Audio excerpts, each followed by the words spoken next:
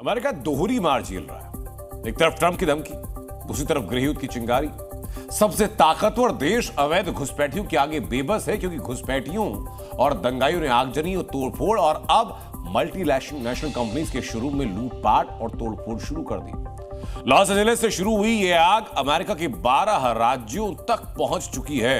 अवैध घुसपैठिए अमेरिका में दंगा और लूटपाट कर रहे हैं। 12 राज्यों में प्रदर्शन, national guards, marine commando in action. अवैध प्रवासियों को अमेरिका से निकालने के खिलाफ 12 राज्यों के 25 से ज्यादा शहरों में हिंसक प्रदर्शन हो रहे हैं।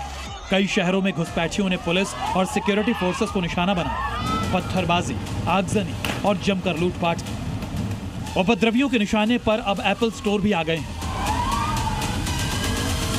दुनिया के सबसे ताकतवर देश से जो तस्वीरें सामने आई हैं वो डराने वाली है। लॉस एंजलिस में हालात ऐसे हो गए हैं कि इमरजेंसी का ऐलान करने के साथ ही शाम 6 बजे के बाद कर्फ्यू लगा दिया गया है। लॉस एंजलिस के साथ ही कई शहरों में दंगाइयों ने एप्पल स्टोर को निशाना बनाया।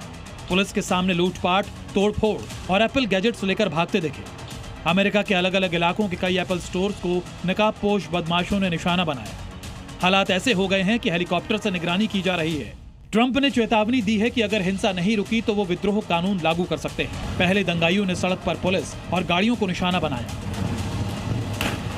और अब राउंड 2 में लूटपाट की जा रही है। सड़क पर सायरन बज रहा है और स्टोर के अंदर लूटपाट चल रही है। स्टोर में आईपैड, फोन और महंगे महंगे गैजेट्स गिरे पड़े हैं। लेकिन इन दंगाइयों को ये नहीं पता कि स्टोर में जो भी फोन रखे जाते हैं वो डिस्प्ले मॉडल होते हैं। वो यूज के लिए नहीं होते, बल्कि सिर्फ डेमो के लिए होते हैं।